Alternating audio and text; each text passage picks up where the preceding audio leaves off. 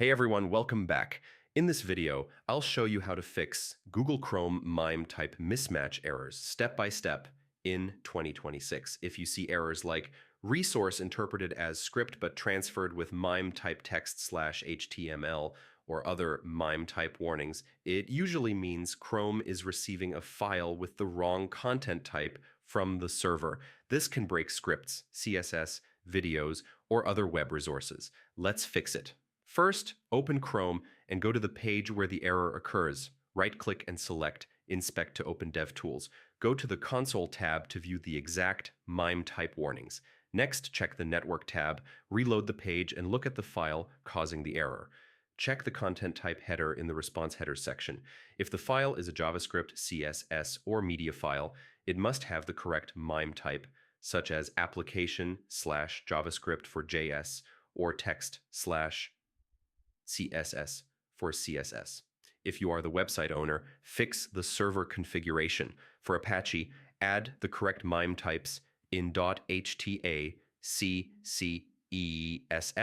using add type. For example, add type application/javascript.js, add type text slash .css.cfl for engine x, update the mime.types file or server block.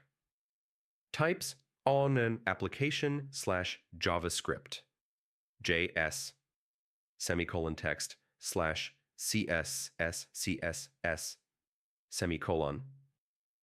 Also, make sure the file extension matches the MIME bytes. For example, a .js file must be served as application/JavaScript.